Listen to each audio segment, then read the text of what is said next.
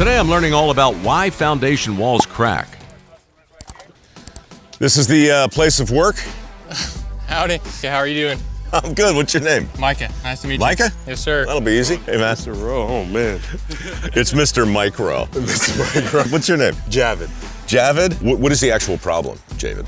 So it's actually, they're getting some settlement right here in this corner that's evident by these cracks that you see.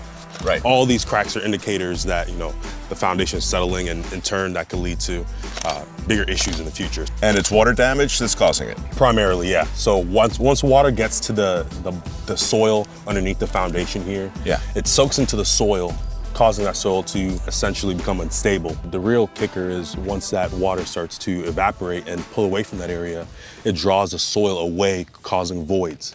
And that void is what the foundation starts to settle into. So the longer those voids are there, or if there's no added support for that foundation, the home will continue to settle into those voids. All right, good. I should slip into something less comfortable and make myself Yeah, useful. we'll get you some PPE. All right, fantastic. How typical is the job that we're about to embark upon? Well, for most homeowners, it's not something they ever think about. But for us, almost every house is going to need our work at some point, because you've got water everywhere. You've got soil that's almost always going to end up getting filled with moisture and compacting and settling your house. So I'd say more often than not, houses are going to need our work at some point. How tall are you? 6'5".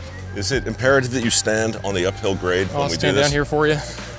I'll let you get in front of the camera. Just a shred of dignity. There you go. Here, I'll crouch a little bit too. I know there's work to be done, so we should probably do that. Final on boots. Do they exist or no? Let's go find Kim, because Kim's in charge and there ought to be boots. If you got cracks on your walls, go to groundworks.com/Rowe and subscribe for more Go Below with Rowe content every week.